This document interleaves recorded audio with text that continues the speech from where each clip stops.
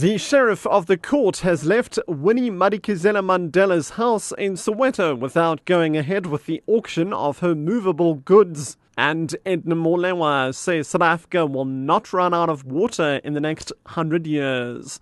I'm Richard Brooks.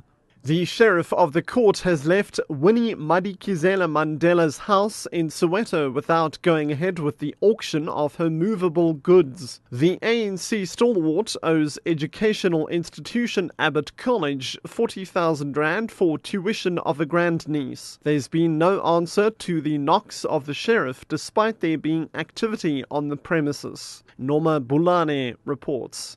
The sheriff says they have the papers to get a locksmith to break the gate. He says, however, there's no need to enforce that because there are no bidders identified here today. More than 50 media personnel are still outside the house.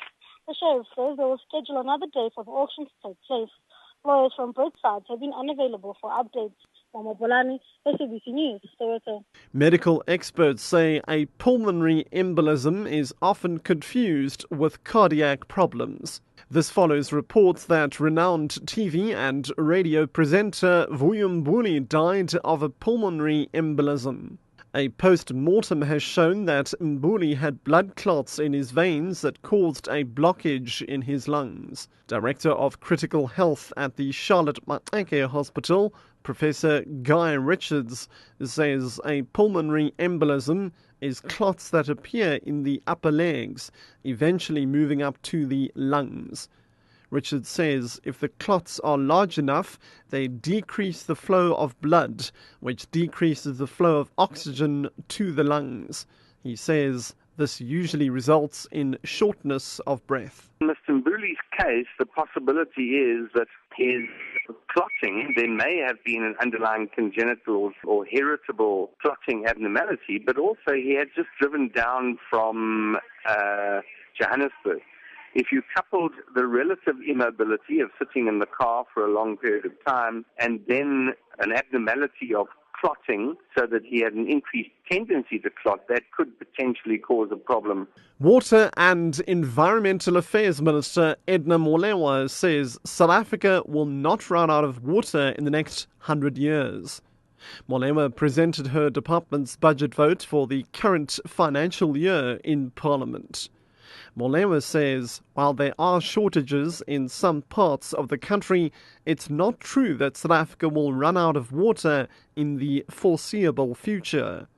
She says it's a myth that the country will encounter a serious shortage by 2025. South Africa will not run out of water in the next 100 years.